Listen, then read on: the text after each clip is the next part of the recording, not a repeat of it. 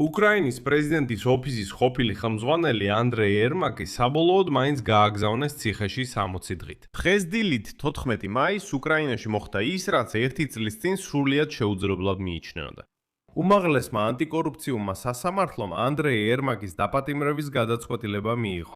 ადამიანი, რომელიც დე-ფაქტო მართავდა უკრაინას ბოლო რამდენიმე წლის განმავლობაში და კოორდინაციას უწევდა მის ურთიერთობებს დასავლეთთან, მიმართეს 60 დღიანი პატიმრობა გირაოს სახით კი 140 მილიონი გრივნის გადახდის შესაძლებლობით, რაც დაახლოებით 3,5 მილიონი დოლარი.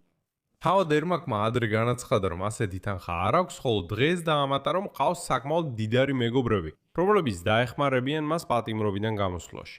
ამ გამოშვების ჩაწერის მომენტისთვის უკვე შეგროვდა ოდნავ მეტი ვიდრე 14 მილიონი გრივნა, მაგრამ რა იქნება შემდეგ, სწორედ ამას განვიხილავთ. მე მქვია ალექსანდრე, ალექსეი პეჩი. მოდით ერთად განვიხილოთ ეს თემა. მაგრამ სანამ დავიწყებთ, გთხოვთ გამოიწერეთ ეს YouTube არხი, დაალაიქეთ ეს გამოშვება, დაწერეთ ნებისმიერი კომენტარი ამ ვიდეოს ქვეშ და დამოიწერეთ ჩემი Telegram არხი Pechi News. ბმული მასზე მოცემულია ამ ვიდეოს აღწერაში. მაშასე უკრაინის უმაღლესმა ანტიკორუფციულმა სასამართლომ 60 დღით დააპატიმრა პრეზიდენტის ოფისის ყოფილი ხელმძღვანელი ანდრეი ერმაკი ფულის გათეთრების საქმეზე. ამასთან მას მისცეს შესაძლებლობა გირაოს სახით 140 მილიონი გრივნა გადაიხადოს და გათავისუფლდეს. სანამ თანხას არ გადაიხდის, ანდრეი ერმაკი საგამოძიებო იზოლატორში დარჩება. და უკრაინის ეროვნული ანტიკორუფციული ბიუროს მონაცემებით, ერმაკი შესაძლოა ფულის გათეთრებაში იყოს ჩართული. 460 მილიონი გრივნა, რომელიც გამოყენებული იყო ელიტურ რაიონში კიევის მახლობლად მდებარე კოზინოში, კოტეჯური ქალაქის დინასტიას ასაშენებლად. მას ემუქრება თავისუფლების აღკვეთა 12 წლამდე ვადით და ქონების კონფისკაცია. და რას ამბობს თავად ანდრეი ასეთი გადაწყვეტილების შემდეგ? ერმაკი. მაშინ სადავე მოსამართლემ ასე გამოცხადა გადაწყვეტილება.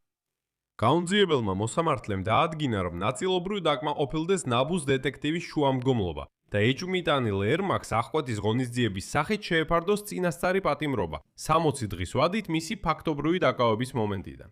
დადგინდა გირაო ეჭვმიტანილისთვის 140 მილიონი გრივნის ოდენობით, მიუხედავად იმისა, რომ ნაბუ ითხოვდა 180 მილიონ გრივნას. გირაო, როგორც აღნიშნა მოსამართლემ, შეიძლება შეიტანოს როგორც თავად ეჭვმიტანილმა, ასევე სხვა პირებმა. ერმაკმა მაშინ განაცხადა, რომ არ აქვს გირაოსთვის საჭირო თანხა და ფულს მეგობრებსა და ნაცნობებში ეძებს.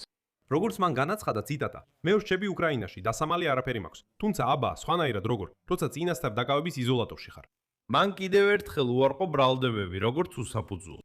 საერთაშორის უკრაინის პრეზიდენტის ოფისის მხარდამჭერები ახლა აქტიურად ამტკიცებენ, რომ ეს ყველაფერი მხოლოდ რუსეთის საინფორმაციო ოპერაციაა, რომელიც მიზნად ისახავს ზეწოლას უკრაინის პრეზიდენტ ვლადიმირ ზელენსკიზე.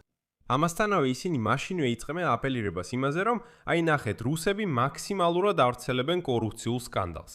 ხოლო უკრაინელი ჟურნალისტები და ბლოგერები ამ ტენდენციას ითვისებენ და აშკარად კრემლის სასარგებლოდ მუშაობენ პრეზიდენტ ვლადიმირ ზელენსკის წინააღმდეგ.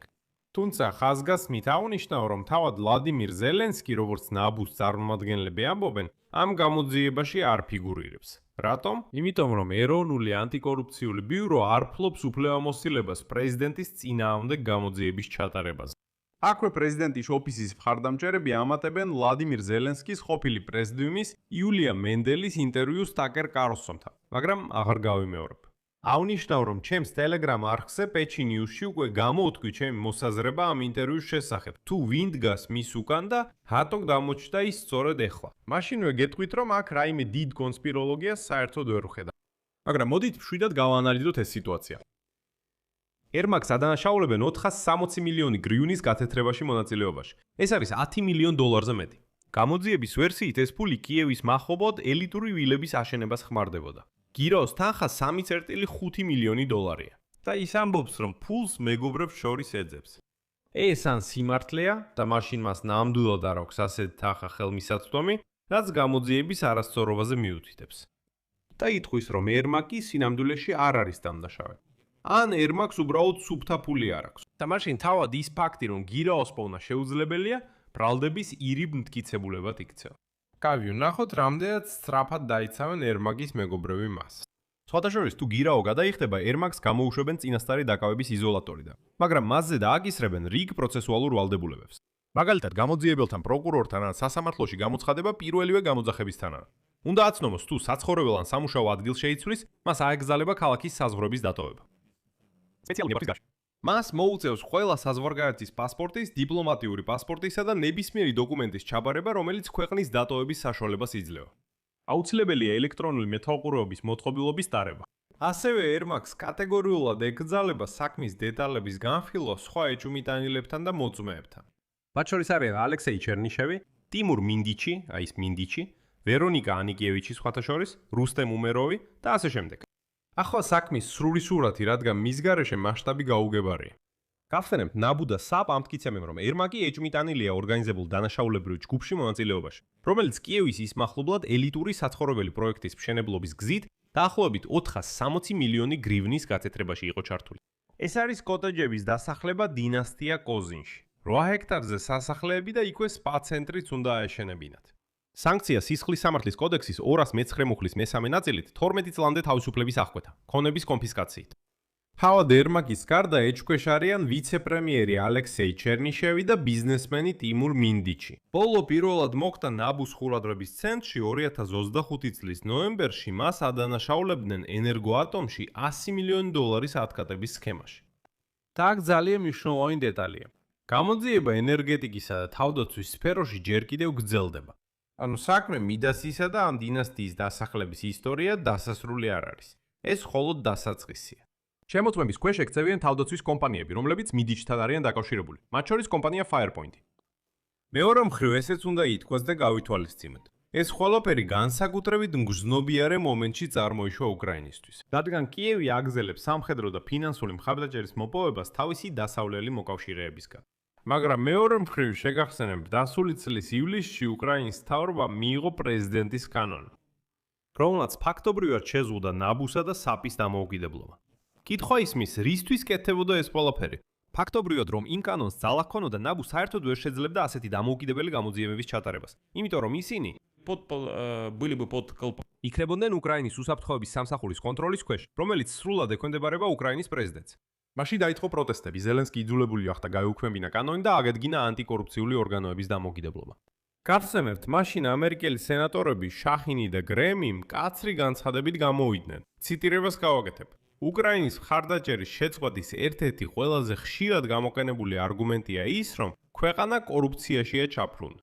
ამის შემდეგ ნაბუმ არა მხოლოდ გააგრძელა მუშაობა, არამედ დართმა მიაკენა პრეზიდენტის ოფისის უმაღლეს დონეს.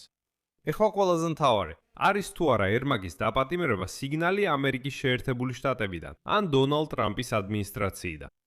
ზელენსკი ჯერ კიდევ საჯაროდ ამბობს, მან არანაირად არ დააკომენტარა საქმე, აერჩია დუმილის სტრატეგია. მისი პრესსამსახური ამბობს, რომ ამ თემაზე კომენტარის გაკეთება ჯერ ნაადრევია. ეს თავისთავად პასუხია, რომ ხელისუფლებას Air-Max-ის დაცვა სურდეს, ამას საჯაროდ და დაუყოვნებლივ გააკეთებდა. ბანკოას დუმილიც არჩევანია და ეს არჩევანი ბევრ რამეზე მეტყოლებს. რა იქნება შემდეგ? როგორც მე ვფიქრობ, აქ სამი სცენარია. პირველი, Air-Max უახლოეს დღეებში პოულობს 140 მილიონ გრივნას გამოდის სამაჯურით, საქმე თვეების ან თუნდაც წლების განმავლობაში იწელება. მეორე სცენარი, ფული არ არის, ის ზის წინასწარ დაკავების იზოლატორში.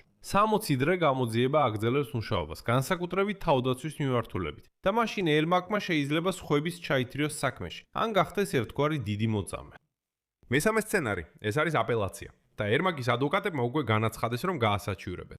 ესეც დროს წაირავს, მაგრამ ანტიკორუფციული პროცესი უკვე დაწყებულია და მისი შეჩერება ახლა ბევრად უფრო რთულია, ვიდრე მაგალითად 1 წლის წინ, როდესაც ცდილობდნენ გაეტანათ ეს კანონი ნაბუსა და საპის დამოუკიდებლობის შესახებ.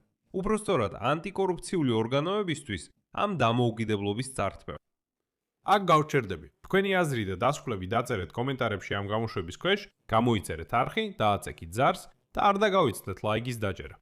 თუ გსურთ ამ YouTube არხის მუშაობის მხარდაჭერა, ამას ფინანსურად შეძლებთ ნებისმიერი შემოწირულობით, ბმულებითა და რეკვიზიტებით, რომლებიც მითითებულია ამ ვიდეოს აღწერაში. მადლობელი ვიქნები თქვენი ნებისმიერი მხარდაჭერისთვის. ამით ყველაფერი დასრულდა. იზრუნეთ საკუთარ თავზე. ყველას მშვიდობით.